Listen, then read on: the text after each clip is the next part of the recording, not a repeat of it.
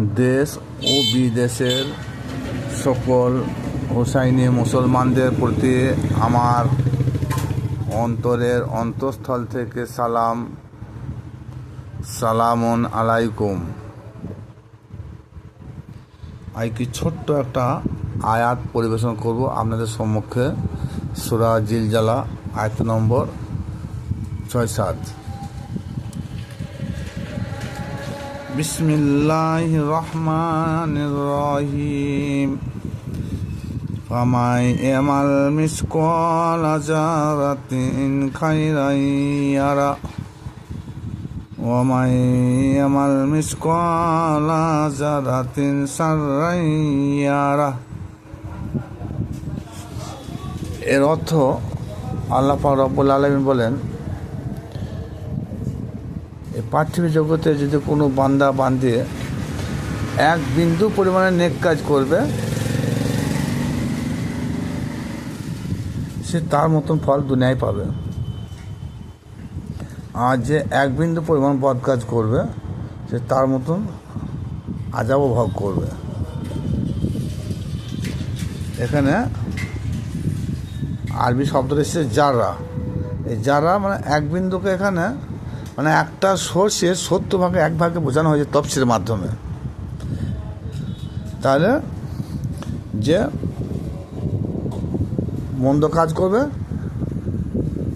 তার ফল সে পাবে, আর যে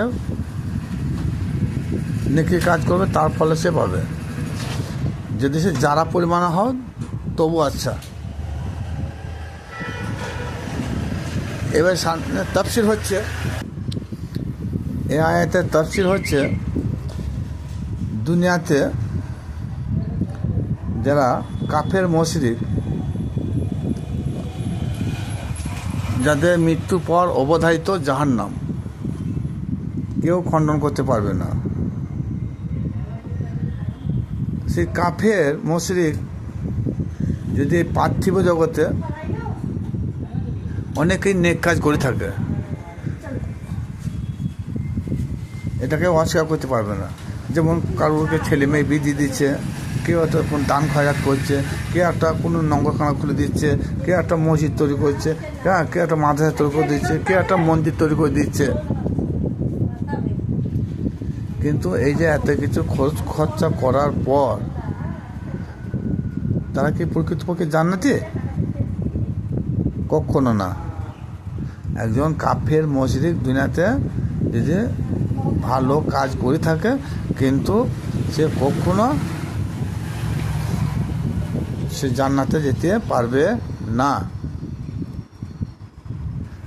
কাফের মুশরিক যখন তাদের মৃত্যুর সময় ঘটবে, দুনিয়াতে তারা যে হায়াতে জিন্দিগিতে নেক কাজ করেছে অনেক, তার বাদৌলতে দুনিয়ায় আরাম আয়েশে বাস করবে।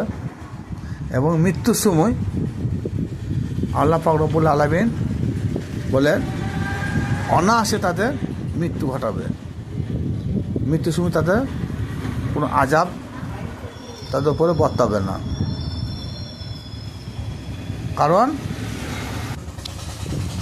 কাফের মুশরিকদেরকে মৃত্যুর সময় কষ্ট দিবে না কেন, এবং তারা হায়াতে জিন্দিগিতে কেন তারা আরাম আয়েশে বসবাস করছে?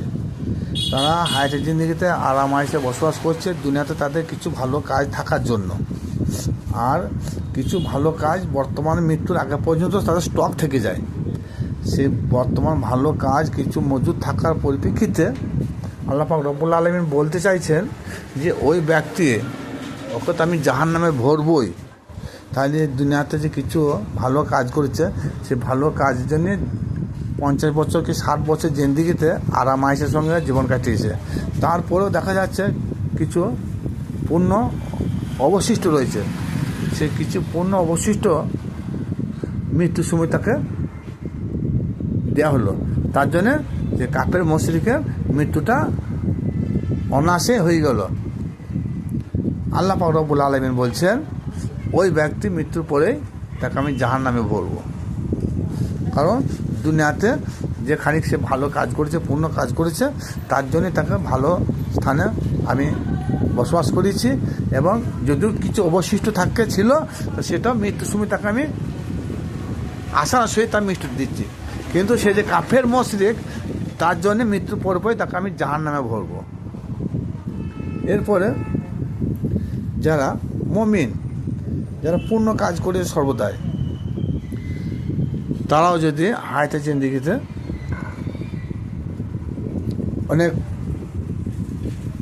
ভালো কাজ করেছে, সেই ব্যক্তির জন্য আল্লাহ পাক রব্বুল আলামিন বলছেন, কোনো মুমিন বান্দা দুনিয়ায় চলাফেরার জন্যে যদি মন্দ কাজ করে থাকে, তাহলে সেই মুমিন বান্দাকে তো আমি কখনো জাহান্নামে দিতে পারবো না, তাকে আমি জান্নাতে দেবো।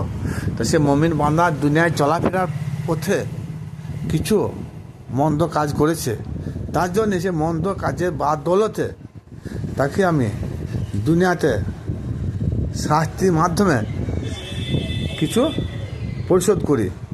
আর যদি কিছু পাপ মন্দ কাজ অবশিষ্ট থাকে, সেই ব্যক্তিকে তখন আমি কি করব, মৃত্যুর সময় কিছু আযাব দেবো। আমাদের এই ধারণাটা আমাদের ভুল। আমাদের দেখবেন দুনিয়াতে কোনো পরিষ্কার মুমিন মুত্তাকিন বান্দা অনেক ক্ষেত্রে দেখা যায় মৃত্যুর সময় কষ্ট পায়, কিন্তু আমরা কি বলি, এত নামাজ পড়লি, হজ করলি, জাকাত দিলি, দান করলি, আজ কই তোমার তো এত কষ্টের সঙ্গে মৃত্যু হচ্ছে, নিশ্চয়ই এই ব্যক্তি বড় জাহান্নামে। কিন্তু না, আল্লাহ তা বলে নাই। মৃত্যুর সময় তার কিছুক্ষণ কষ্ট হওয়ার উদ্দেশ্য হলো দুনিয়াতে সে মুমিন ছিল, দুনিয়াতে চলাফেরার মাধ্যমে, সংসার জীবনের মাধ্যমে কিছু মন্দ কাজ করেছে, তো সে মন্দ কাজের পরিপ্রেক্ষিতে তাকে তো আল্লাহ পাক রব্বুল আলামিন জান্নাতে দিতে পারবে না। তাই দুনিয়াতে যে মন্দ বা পাপ করেছে, দুনিয়াতে সেটা তার লাঘব করে দিচ্ছে, দুনিয়াতে কিছু হায়াতে জিন্দেগিতে কিছু দিচ্ছে, আর বাকি কিছু যদি থাকে সেটা মৃত্যুর সময় একটু তার উপরে হালকা আযাব দিয়ে তার জানটাকে আল্লাহ পাক রব্বুল আলামিন কবজ করান। তাহলে আল্লাহ পাক রব্বুল আলামিন ওই মুমিন ব্যক্তিকে মৃত্যুর পরে তাকে জান্নাত প্রদান করবেন। আর ওই যে কাফের মুশরিক, লোকে কি বলে যে তাই তো লোকটা এত পাপ কাজ করলো, নামাজও পড়তো না, ইমানও আনে না, আল্লাহ প্রতি বিশ্বাসও করতো না, মদ খেত, তা ওই লোকটা কি এমন কাজ করলো, অনায়াসে মৃত্যু হয়ে গেল, লোকটা জান্নাতে ওঠে হওয়া। এটা আমাদের ভুল সিদ্ধান্ত। কারণ দুনিয়াতে যে কাফের মুশরিক তাদের কিছু না কিছু ভালো কর্ম হয়ে থাকে, ভালো কর্মের বাদৌলতে তাকে আল্লাহ পাক রব্বুল আলামিন মৃত্যুর সময় আসানোর সহিত মৃত্যু দেয়, মৃত্যুর পরে তাকে জাহান্নামে দেবে।